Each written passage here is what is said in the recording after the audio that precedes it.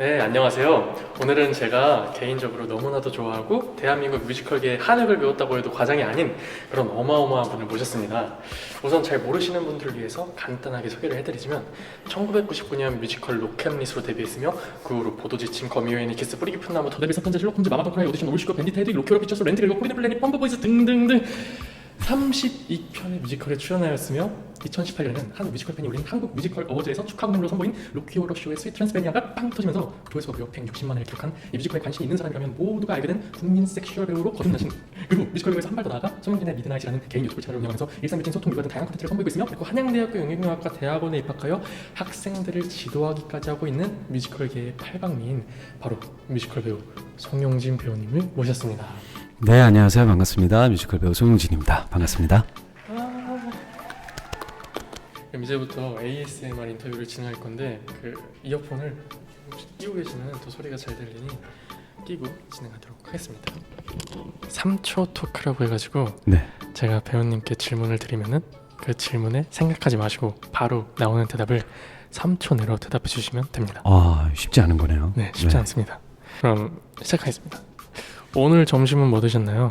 오늘 점심은 아구찜, 어젯밤에 먹은 아구찜 국물에다가 밥을 볶아갖고 볶음밥 해서 먹고 왔습니다. 오늘 뭐 타고 오셨나요? 오늘 자가용 제 차를 타고 왔습니다. 자기 작품 예정되어 있는 건 있으신가요? 네, 있습니다. 요즘 가장 큰 삶의 낙은? 육아입니다. 가장 애착이 가는 작품은? 헤드윅과 루키오로쇼, 가장 애착이 가는 넘버는? 미드나잇 라디오. 네, 가장 해보고 싶은 작품은? 다 해봤습니다. 본인이 생각하는 본인이 가장 빛났던 순간은? 무대에 있을 때 항상 빛나는 것 같습니다. 네. 배우 송영진을 한마디로 정의하자면? 꿈꾸는 사람. 가장 기억에 남는 공연은? 제가 본 거예요, 한 거요? 한 거요. 한 거요? 네. 한 거는 아무래도 헤드윅이죠. 질문이 끝났고요. 네. 자, 그러면 이제 첫 번째 질문부터 네. 이제 천천히 네. 질문을 다시 되짚어 보도록 하겠습니다. 아, 그래요? 네, 점심으로 아구찜 드셨는데 네. 보통 점심은 이제 그 와이프분이 해주시나요? 아니면은? 점심이요.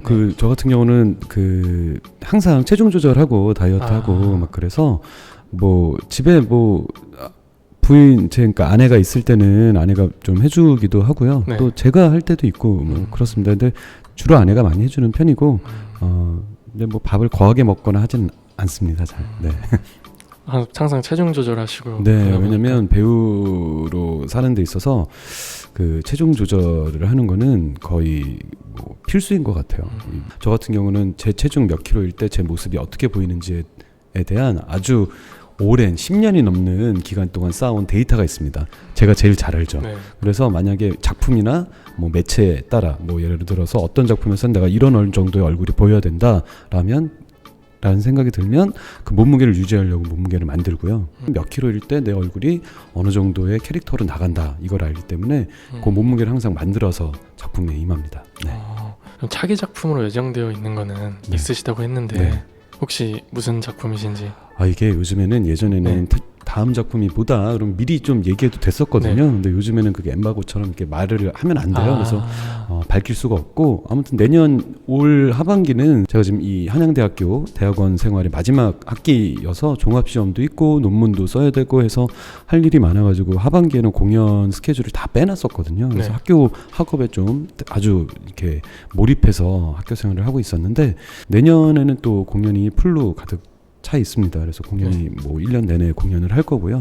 신작들 내년에 몇 개 합니다. 그래서 기대가 되고 되게 여러분들 보시면 좋아하실 만한 아주 매력 있는 작품들이 많이 올라가요. 그래서 그 작품들 합니다. 그리고 가장 애착이 가는 작품으로 네. 로키오로쇼와 헤드윅을 뽑아주셨는데 네네.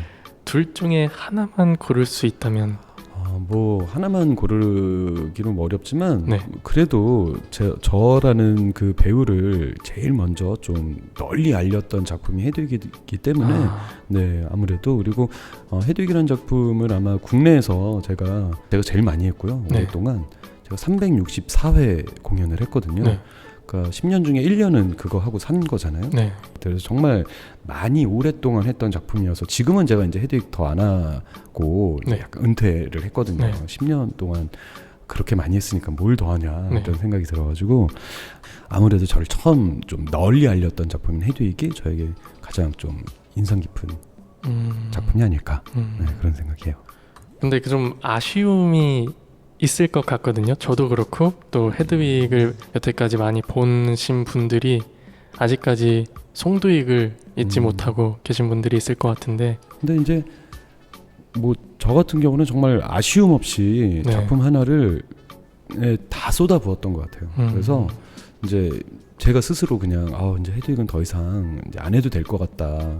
예전에는 아쉬움이 있었거든요. 항상 뭔가 더 하고 싶다 이런 생각이 있었는데 내가 진짜 다 했구나 이런 생각이 들 정도로 그런 게 없더라고요. 미련이나 막 아쉬움이나 이런 게. 그럼 가장 애착이 가는 넘버가 미드나잇 라디오라고 하셨는데 네. 그 헤드윅에 있는 넘버 좀 맞아요. 왜냐면 이 넘버가 사실 저를 알렸다고 해도 좀 뭐 과언이 아닐 정도로 2005년도에 녹음을 했거든요. 네. 그 OST에서. 근데 아마 그 노래가 저를 많이 알린 것 같아요. 그 미드나잇 라디오. 그래서 그냥 자신 있게 이 노래는 대한민국에서 내가 제일 잘 불러. 네. 그런 생각을 할 정도로 네. 자부심이 있는 좀 그런 넘버예요. 그래서 가장 애착이 가는 곡이죠. 그 노래가 잘 기억이 안 나는데 혹시 도입부가 어떻게 되죠? 사라져가는 아름다운 my dream, my song 뭐 이렇게 부르는. 저희 인터뷰 성공했습니다.